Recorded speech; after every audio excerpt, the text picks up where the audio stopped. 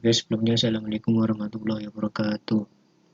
Perkenalkan kami di sini dari kelompok 5 akan mempresentasikan hasil diskusi dari kelompok kami tentang Islam di Andalusia. Untuk metode pembelajarannya di sini kami menggunakan metode pembelajaran ceramah. Karena pada pembelajaran SKI yang menjelaskan tentang sejarah memerlukan penjelasan materi yang secara mendetail, maka metode ceramah adalah salah satu metode yang cocok digunakan dalam pembelajaran ini. Langsung saja ke materi yang pertama, sejarah penguasaan Islam di Andalusia.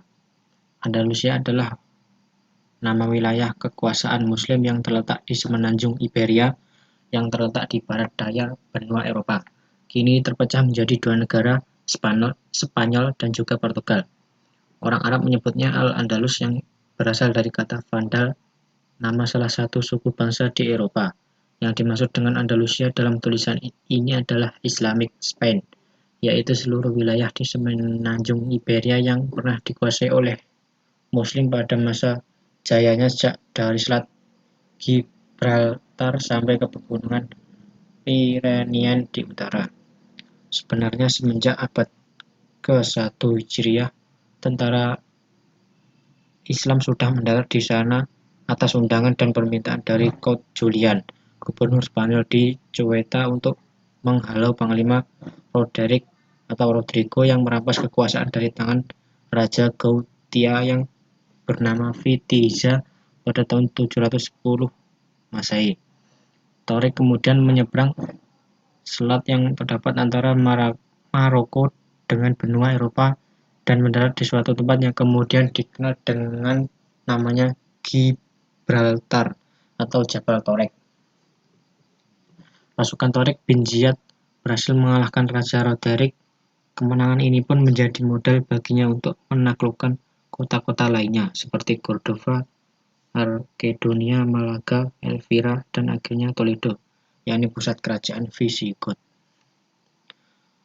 Sementara Daulah Bani Umayyah di Damaskus sedang terjadi kekacauan politik, yakni Bani Umayyah yang dikejar-kejar dan disapu bersih oleh Bani Abbas. Ada seorang di antara mereka yang dapat melarikan diri dari bawah kematian, yaitu Abdurrahman Ad-Dakhil, yang masuk sebab dia masuk ke Andalusia.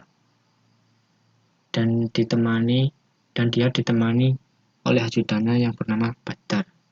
Abdurrahman bin Muawiyah mendapat tantangan dari penguasa Andalusia, namun akhirnya berhasil mengambil alih kekuasaannya.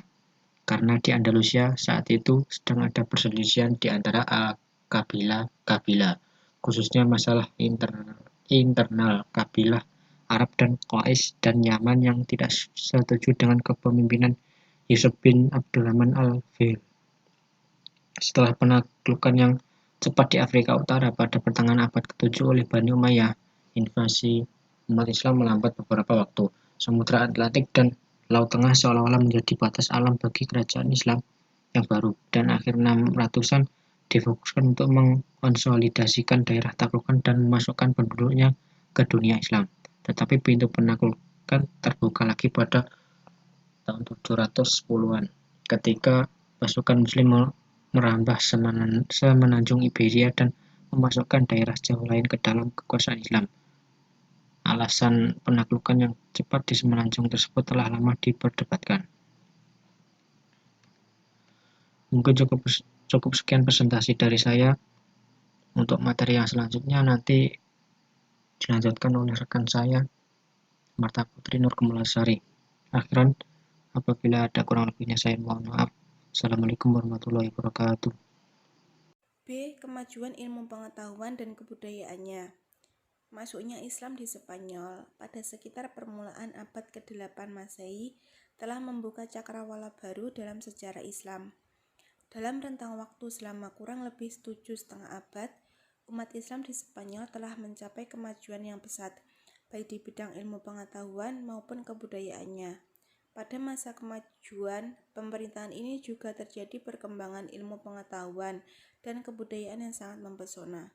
Berikut kemajuan ilmu pengetahuan dan kebudayaan diantaranya bidang filsafat. Dalam bidang ini, Andalusia telah merintis pembangunannya sekitar abad ke-9 Masehi.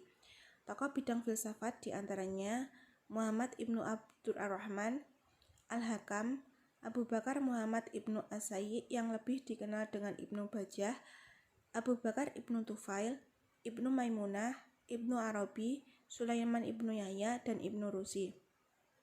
Bidang sain. Spanyol Islam banyak melahirkan tokoh dalam bidang sain.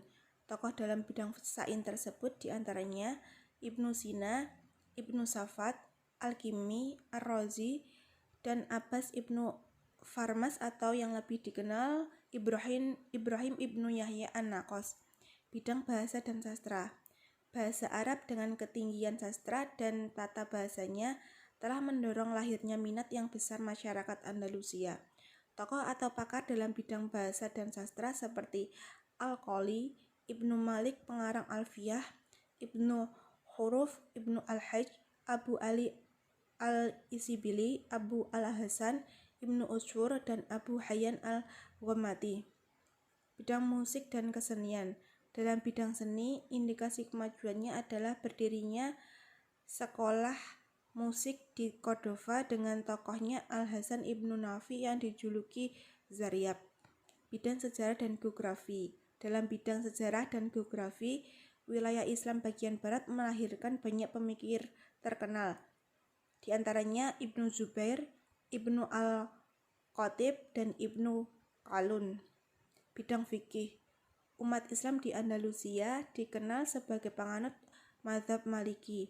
Mazhab ini diperkenalkan oleh Ziyad ibnu Abdur ar-Rahman yang selanjutnya dikembangkan Ibnu Yahya yang menjadi qadhi pada masa Hisham ibnu Abdurrahman.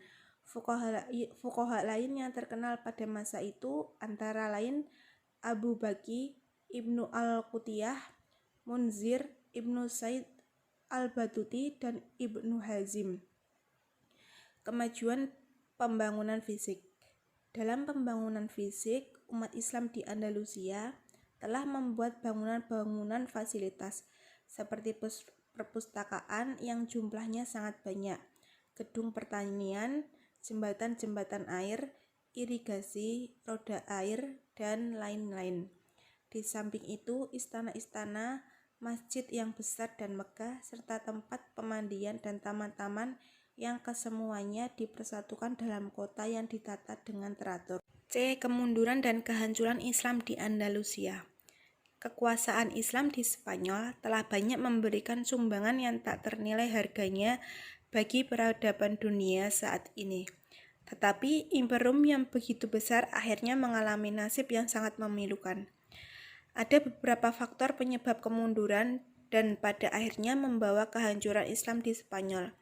Faktor penyebab kemunduran dan kehancuran tersebut diantaranya: pertama, konflik Islam dan Kristen. Kedua, munculnya khalifah-khalifah yang lemah. Ketiga, kemosrotan ekonomi. Yang keempat, sistem peralihan kekuasaan yang tidak jelas. Yang kelima, tidak adanya ideologi pemersatu. Yang keenam, keterpencilan. Sekian presentasi dari kelompok kami, ada kurang lebihnya mohon maaf. Wassalamualaikum warahmatullahi wabarakatuh.